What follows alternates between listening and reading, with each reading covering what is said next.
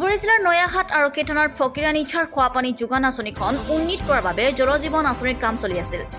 বহুদিন ধৰি পৰিত্যক্ত হৈ থকা পানীৰ টেংকিত প্ৰৱেশ কৰে 3জনকৈ শ্ৰমিক। ইয়াৰে এজন শ্ৰমিক প্ৰৱেশ কৰাৰ পাছত খবৰ নোহোৱা হয় শ্ৰমিকজনৰ।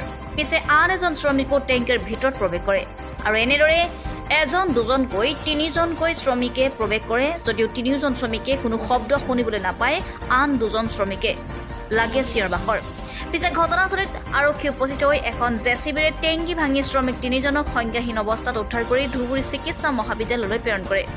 যদিও ইতিমধ্যে 3জন শ্ৰমিকৰ মৃত্যু হোৱা বুলি জানি পৰা গৈছে। আনজন শ্ৰমিকৰ অৱস্থা অতি সংকটজনক আৰু মৃত শ্ৰমিকজনৰ নাম ছাইদ আলী, ঘৰ হাতীপুতা 2য় খণ্ড বুলি জানি পৰা গৈছে আৰু ৰাকিবুল ইছলামৰ ঘৰ হাতীপুতাৰ 1ম খণ্ড আৰু শহীদুল ইছলামৰ ঘৰ কেন্দ্ৰ আছিলে।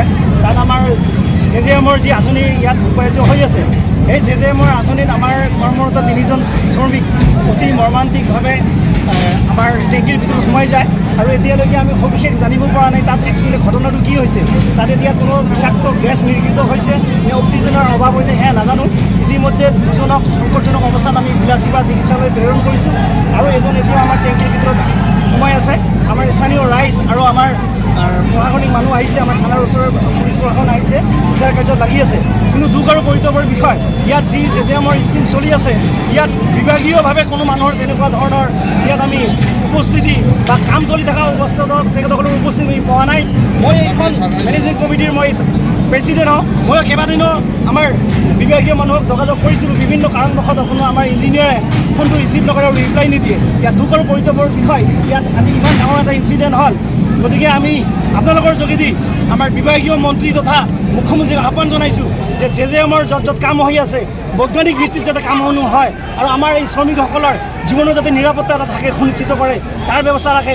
আৰু ইয়াত আমি আপোনালোকৰ যোগেদি আজি যি দুৰ্ভগীয়া পৰিয়ালসকলৰ এনেকুৱা এটা মৰ্মান্তিক ঘটনা ঘটিলে আমি আল্লাহ বা ভগৱানৰ ওচৰত তেখেতসকলৰ আশু আৰোগ্য কামনা কৰিছোঁ। তেখেতসকলে যাতে সোনকালে সুস্থ হয় আৰু যদি আমি বেয়া কিবা এটা খবৰ পাওঁ তেনেহ'লে তাৰ ওপৰত যাতে মুখ্যমন্ত্ৰী মহোদয়ে সেই পৰিয়ালসমূহৰ ওপৰত যথাযথ এটা ব্যৱস্থা গ্ৰহণ কৰে, তাৰ বাবে আমি আপোনালোকৰ যোগেদি আমি মুখ্যমন্ত্ৰী মহোদয়লৈ কাটৰ অনুৰোধ জনাইছোঁ। এতিয়ালৈকে উদ্ধাৰ কাৰ্য চলি আছে। 2জন শ্ৰমিক ইতিমধ্যে আমাৰ উদ্ধাৰ কৰা হৈছে, খুব সংকটজনক অৱস্থাত আছে আৰু এজন শ্ৰমিক এতিয়া ভিতৰত আছে। উদ্ধাৰ কাৰ্য চলি আছে। News desk, news24.com live.